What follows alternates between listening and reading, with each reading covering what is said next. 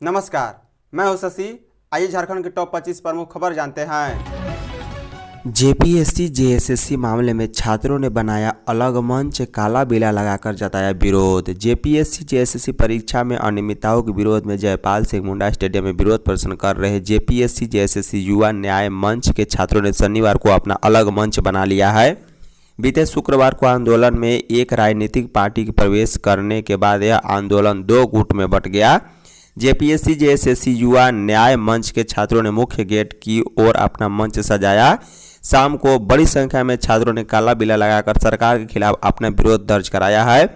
इसके बाद देर शाम को छात्रों ने मोबाइल फ्लैश लाइट मार्च किया।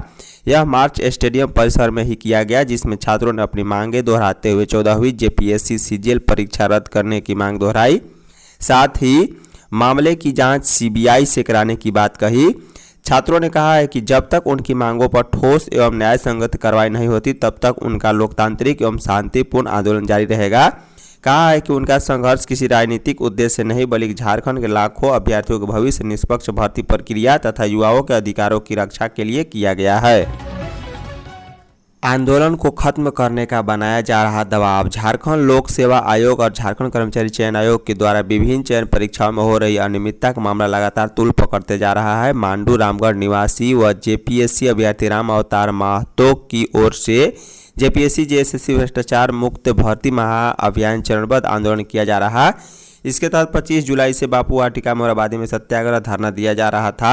नेशनल डूरंड फुटबॉल मैच होने के कारण प्रशासन की गाइडलाइन पर आंदोलन स्थल का बदलाव करते हुए 28 जुलाई को जयपाल सिंह मुंडा स्टेडियम रांची में शांतिपूर्ण सत्याग्रह चलाया जा रहा है। वहीं 29 जुलाई को धरना स्थल से अल्बर्ट एक्का चौक तक छात्रों द्वारा संविधान यात्रा निकाली गई।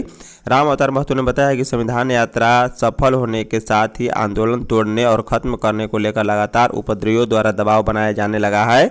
इससे आहत होकर अभ्यर्थी राम अवतार महतो द्वारा 30 जुलाई को कोतवाली थाना में कथित उपद्रवियों पर नामजद शिकायत भी दर्ज कराई गई। साथ ही उपायुक्त से समुचित सुरक्षा का मांग की गई। राम अवतार महतो ने प्रेस वार्ता करते हुए आंदोलन को अलग गुट में टूटने पर दुख व्यक्त किया है। बीत रहित शिक्षाकर्मी 11 को 20 का करेंगे घेराव। बीत रहित शिक्षा संयुक्त संघर्ष मोर्चा 11 अगस्त को विधानसभा के सामने महाधरना देगा।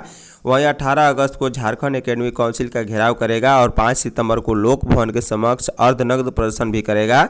मोर्चा 75% अनुदान वृद्धि, जैक में व्याप्त अनियमितता, गड़बड़ी और संविदा खत्म होने के बाद भी वित्त पदाधिकारी, एकेडमिक ऑफिसर, विशेष कार्य पदाधिकारी के पद पर बनाए रखने की मांग को लेकर महाधरना और घेराव करेगा। शनिवार को हुई बैठक में यह निर्णय लिया गया। बताया गया है कि हर कॉलेज से 10 शिक्षक, विद्यालयों से 8 शिक्षक महाधरना में भाग लेंगे। डिग्री कॉलेज के शिक्षकों को जब 75% अनुदान दिया जा रहा है तो इंटर कॉलेज व उच्च विद्यालयों के साथ भेदभाव क्यों किया जा रहा है। झारखंड मौसम, चतरा और गढ़वा में सबसे कम बारिश। झारखंड के 2 जिले सूखे की चपेट में है। 1 जून से 1 अगस्त के बीच गढ़वा और चतरा जिले में अभी तक 63% कम बारिश हुई है। मानसून के बेरुखी के कारण दोनों जिले में धान की रोपाई भी रुक गया है। इस कारण दोनों जिले के किसान चिंतित हैं। इस पूरे मानसून सीजन में केवल पश्चिमी सिंहभूम ही एक ऐसा जिला है जहां सकारात्मक रुख देखने को मिला। यहां सामान्य से 14% अधिक बारिश दर्ज की गई। झारखंड में इस साल मानसून की चाल ने न सिर्फ किसानों की, आम जनता की भी चिंता बढ़ा दी है। राज्य में मानसून के आने और इसके शुरुआती दौर 1 जून 2026 से 1 अगस्त के दौरान बादलों ने धोखा दिया है। इस अवधि में पूरे झारखंड में सामान्य से 27% कम बारिश दर्ज की गई। मौसम विभाग के आंकड़ों के अनुसार इस दौरान पूरे राज्य में कुल मिलाकर औसत रूप से 378 मिलीमीटर वर्षा हुई है, जबकि सामान्य तौर पर इस अवधि में 517 मिलीमीटर बारिश होनी चाहिए थी।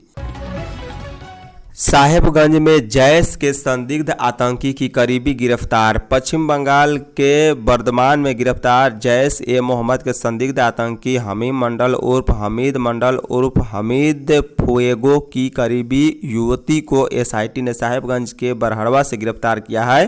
युवती साहेबगंज के कॉलेज में स्नातक की छात्रा है। आरोप है कि सोशल मीडिया के जरिए करीब 4 साल पहले युवती का संपर्क हमीम मंडल से हुआ था। बाद में दोनों में अच्छी दोस्ती हो गई और इस दौरान कई बार आपस में मिलना जुलना भी हुआ। पश्चिम बंगाल एसआईटी युवती को अपने साथ वर्धमान ले गई है। एसआईटी ने युवती की गिरफ्तारी बरहड़वा थाना की पुलिस के सहयोग से किया। एक वरीय पुलिस अधिकारी ने बताया है कि प्रारंभिक पूछताछ में गिरफ्तार युवती ने संदिग्ध आतंकी हमीम मंडल से जुड़े नेटवर्क के बारे में कई खुलासे किए हैं। एसआईटी की एक पदाधिकारी ने नाम नहीं छापने की शर्त पर बताया है कि एसआईटी एजेंटों के माध्यम से देश विरोधी तत्वों के साथ मिलकर सीमा पार से आपराधिक और जासूसी नेटवर्क चलाने के मामले में वर्धमान पुलिस स्टेशन में बीते 31 जुलाई को केस दर्ज किया गया है। पीएम व गृह मंत्री पर अभद्र टिप्पणी करने पर रांची में केस दर्ज। प्रधानमंत्री नरेंद्र मोदी और गृह मंत्री अमित शाह समेत अन्य के विरुद्ध अभद्र टिप्पणी करने के आरोप में शनिवार को रांची के नगरी थाना में प्राथमिकी दर्ज कराई गई। यह प्राथमिकी भाजपा के नगरी मंडल अध्यक्ष रितेश राज ने नगरी के ही अलीम अंसारी पर दर्ज कराई है। थाने में दिए आवेदन में आरोप लगाया गया है कि अलीम अंसारी ने सोशल मीडिया पर एक वीडियो के जरिए पीएम नरेंद्र मोदी, गृह मंत्री अमित शाह, यूपी के सीएम योगी आदित्यनाथ और हटिया विधायक नवीन जायसवाल के खिलाफ अभद्र भाषा का इस्तेमाल किया है।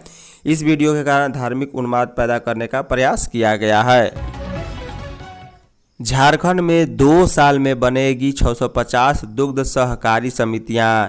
राज्य में दुग्ध उत्पादन और सहकारिता क्षेत्र को मजबूत करने के लिए वित्तीय वर्ष 28-29 तक बड़ा लक्ष्य तय किया गया है। इस अवधि तक राज्य में कुल 650 नए दुग्ध सहकारी समितियों का गठन किया जाएगा। यह जानकारी मुख्य सचिव अविनाश कुमार की अध्यक्षता में बीते 24 जुलाई को हुई राज्य सहकारिता विकास समिति की बैठक में की गई। वर्तमान में राज्य में 136 दुग्ध उत्पादक सहयोग समिति लिमिटेड कार्यरत है। नई समितियों का गठन झारखंड मिल्क फेडरेशन की पंचवर्षीय डेयरी डेवलपमेंट परियोजना के तहत किया जाएगा। मुख्य सचिव ने निर्देश दिया है कि जिन पंचायतों और गांवों में अभी तक दुग्ध सहकारी समितियां नहीं बनी हैं, वहां प्राथमिकता के आधार पर इनका गठन किया जाए। इसके लिए जिला सहकारिता विकास समिति, नेशनल डेयरी डेवलपमेंट बोर्ड के क्षेत्रीय प्रतिनिधियों और मिल्क फेडरेशन को जिम्मेदारी सौंपी जाएगी। बैठक में मत्स्य सहकारी समितियां के गठन, सरकारी योजनाओं के प्रभावी क्रियान्वयन के लिए बहुउद्देशीय प्राथमिकी ग्रामीण सहकारी समिति लिमिटेड पूर्व नाम के कंप्यूटरीकरण और उपयुक्त की अध्यक्षता वाली जिला सहकारिता विकास कमेटी और डीडीसी की अध्यक्षता वाली संयुक्त कार्य समिति की बैठक और दुग्ध उत्पादन सहकारी और मत्स्य पालन सहयोग समितियों की त्रिस्तरीय संरचना गठित करने को लेकर भी कई अहम निर्देश दिए गए हैं।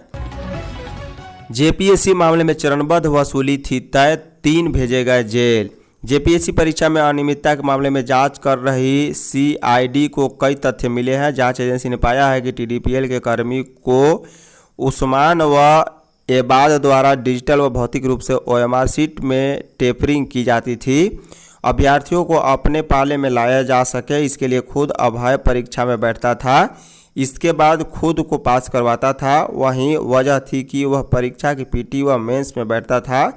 झांसे में आने वाले अभ्यर्थी से वह पीटी में पास होने पर 5 लाख जबकि मेंस पास होने पर 10 से 15 लाख वसूलता था।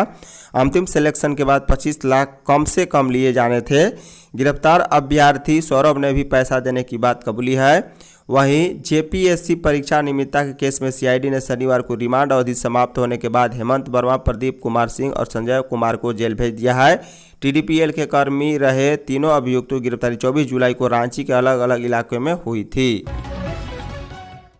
आईटी छापा में आरके कंस्ट्रक्शन के 300 करोड़ की अघोषित आय। राज्य की बड़ी construction company Ram Kripal Singh construction private limited व उससे जुड़ी 10 कंपनियों के ठिकाने पर आयकर विभाग की छापेमारी 3 दिन शनिवार को भी जारी रही। अब तक की आयकर जांच में विभाग को 300 करोड़ रुपए की अघोषित आय का खुलासा हुआ है। कंप्यूटर, लैपटॉप, मोबाइल फोन व अन्य डिजिटल डिवाइसों की फोरेंसिक जांच के दौरान हवाला देने से जुड़े चैट भी सामने आए हैं। इसके अलावा कई सारी अन्य वित्तीय अनियमितता पाई गई। आयकर सूत्रों के मुताबिक जांच में विभागों को अपनी कंपनियों में एक कंपनी से दूसरे कंपनी में पैसा ट्रांसफर कर कैश जनरेट करने की जानकारी मिली है। साथ ही 200 करोड़ रुपए का नगद खर्च दिखाया गया, लेकिन कंपनी से जुड़े लोग नगद 200 करोड़ रुपए के खर्च का हिसाब नहीं दे पा रहे हैं। झारखंड मौसम। जुलाई में कोल्हान पर मानसून मेहरबान। जुलाई महीने के दौरान कोल्हान पर मानसून काफ़ी मेहरबान रहा है। इस महीने यहां अच्छी बारिश हुई और महीने के अंत दिन तक कोल्हान के सभी तीनों जिले में बारिश की स्थिति सामान्य हो गई। कोल्हान के पश्चिमी सिंहभूम में सामान्य से 15% अधिक बारिश हो चुकी है। यहाँ सामान्य बारिश 493.6 मिलीमीटर के मुकाबले 1 जून से 31 जुलाई तक 573.7 मिलीमीटर बारिश दर्ज की जा चुकी है। वहीं दूसरी ओर राज्य के अन्य प्रमंडलों में असामान्य बारिश दर्ज की गई। असमान वर्षा क्षेत्र के चलते कहीं कम तो कहीं अधिक बारिश हुई है। इसके कारण जुलाई में पलामू प्रमंडल के तीनों जिलों गढ़वा, लातेहार और पलामू में कम बारिश होने से यहां अब तक सूखे जैसे हालात पैदा हो चुके हैं। एक महीने में 1 लाख वाहन चालकों पर 7 करोड़ 80 लाख का जुर्माना। राजधानी रांची में बीते जुलाई माह में 1,20,000 वाहन चालकों ने ट्रैफिक नियम तोड़ा है। ट्रैफिक पुलिस ने इस पर 7 करोड़ 80 लाख रुपए का जुर्माना किया है। साथ ही 984 वाहन चालकों का ड्राइविंग लाइसेंस भी रद्द करने की अनुशंसा डीटीओ से की गई। आंकड़े के मुताबिक जुलाई में नो पार्किंग व सड़क पर पार्किंग के मामले में सबसे अधिक 56,032 चालान काटे गए। बिना हेलमेट दोपहिया वाहन चलाने वालों के खिलाफ 51,055 चालान जारी किए गए। वहीं रेड लाइट का उल्लंघन करने पर 4471 और ओवर स्पीडिंग के मामले में 2367 तथा नो एंट्री में प्रवेश करने वाले 1547 चालकों पर कार्रवाई की गई। ट्रैफिक एसपी राकेश सिन्हा ने बताया है कि अभियान लगातार जारी रहेगा और नियम तोड़ने वालों को बख्शा नहीं जाएगा। रांची रेलवे स्टेशन से 2 नाबालिग किए गए रेस्क्यू। रेलवे सुरक्षा बल रांची मंडल की नन्हे फरिश्ते टीम व आरपीएफ ने रांची रेलवे स्टेशन पर 2 नाबालिग बालकों को सुरक्षित रेस्क्यू किया है। बाद में दोनों की पहचान की गई। दोनों निवासी ग्राम एला, थाना महाबुआंग, जिला सिमडेगा के रहने वाले हैं। काउंसिल के दौरान दोनों बच्चों ने बताया है कि परिजनों की ओर से डांटने से नाराज होकर वे घर से भागकर ट्रेन संख्या 18309 से बानो स्टेशन से राजधानी रांची आए थे। आरपीएफ ने दोनों बच्चों को सुरक्षित संरक्षण में रखते हुए भोजन, पेयजल एवं अन्य आवश्यक सुविधा उपलब्ध कराई है। कानूनी औपचारिकताएं पूर्ण करने के उपरांत दोनों बच्चों को चाइल्ड लाइन रांची के पर्यवेक्षक को सुरक्षित रूप से अग्रिम देखभाल एवं आवश्यक कार्रवाई हेतु सुपुर्द कर दिया गया। बता दें कि रांची मंडल की नन्हे फरिश्ते टीम की सुशीला बाइक और स्टाफ पी पान, सोनाली शर्मा एवं छोटी बाई मीना तथा आरपीएफ पोस्ट रांची के स्टाफ डीपी सिंह की महत्वपूर्ण भूमिका रही है।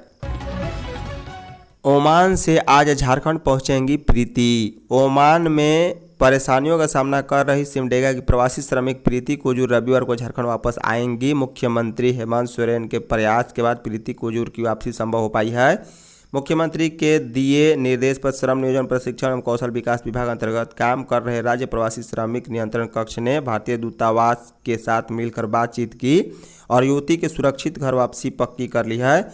वह शनिवार को भारत के लिए रवाना हो चुकी है और रविवार को अपने घर पहुंच जाएंगी।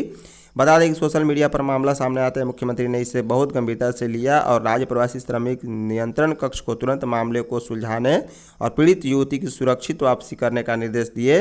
मुख्यमंत्री के इस आदेश के बाद नियंत्रण कक्ष ने बीते 23 जून को ही तत्काल ही यह मामला प्रोटेक्ट ऑफ एग्रीमेंट रांची और भारतीय दूतावास को भेजा। इसके बाद 24 जून को दूतावास ने प्रीति से संपर्क किया था। झारखंड की मानव तस्करी दिल्ली से गिरफ्तार। झारखंड सरकार के महिला एवं बाल विकास विभाग द्वारा संचालित एकीकृत पुनर्वास सह संसाधन केंद्र झारखंड भवन नई दिल्ली के समन्वय में चाईबासा पुलिस, दिल्ली पुलिस एवं एक स्थानीय एनजीओ की संयुक्त कार्रवाई में झारखंड की वांछित मानव तस्कर को शनिवार सुबह दिल्ली से गिरफ्तार कर लिया गया। इस अभियान के दौरान मानव तस्करी की शिकार खुट्टी जिले की एक बालिग को भी सुरक्षित रेस्क्यू किया गया। यह संपूर्ण कार्रवाई झारखंड भवन के स्थानिक आयुक्त अरवा राजकमल के निर्देश एवं मार्गदर्शन में संपन्न की गई। गिरफ्तार मानव तस्करी के विरोध चाईबासा में वर्ष 2023 से मानव तस्करी के अनेक मामले में प्राथमिकी दर्ज की गई थी तथा न्यायालय द्वारा गिरफ्तारी वारंट भी जारी किया गया था। चाईबासा पुलिस पूर्व में कई बार दिल्ली आकर आरोपी गिरफ्तारी का प्रयास कर चुकी थी लेकिन सफलता नहीं मिल सकी थी।